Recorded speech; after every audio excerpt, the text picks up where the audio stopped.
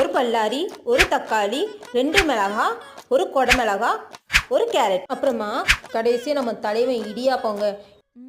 ஒரு நிமிஷம், இந்த மைக் நல்லா இருக்கா? இந்த மைக் தாங்க நான் கேட்டிருக்கேன். ஆனால் என் வீடியோக்கு எப்போ 100 லைக்ஸ் வருதோ அப்போ தான் இந்த மைக் வாங்கி தருவேன்னு சொல்லிட்டாங்க. அதுக்கு நீங்கள் தான் ஹெல்ப் பண்ணணும். கண்டிப்பாக லைக் பண்ணிடுங்க. இன்றைக்கி நம்ம செய்ய போகிற டிஷ் முட்டை கொத்து இடியாப்பம் தான்.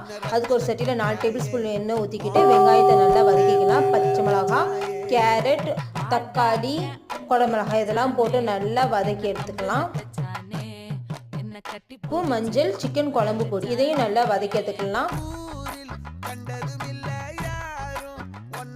இதெல்லாம் நல்லா வதக்கிக்கலாம். முட்டை வேகிற அளவுக்கு நல்லா வதக்கி எடுத்துக்கிட்டு கடைசியாக நம்ம இடியாப்பத்தை சேர்த்துக்கிட்டு உடையாமல் ஒரு ஃபோக் ஒரு பக்கம் ஒரு ஸ்பூன் வச்சு கிளறணும்னா கடைசியாக நான் கொஞ்சம் தேங்காய் தூவியிருக்கேன். சூப்பரான முட்டை கொத்து இடியாப்பம் ரெடி. அப்படியே சுட சுட எடுத்து கொடுத்தீங்கன்னா சும்மா அட்டகாசமாக இருக்குங்க.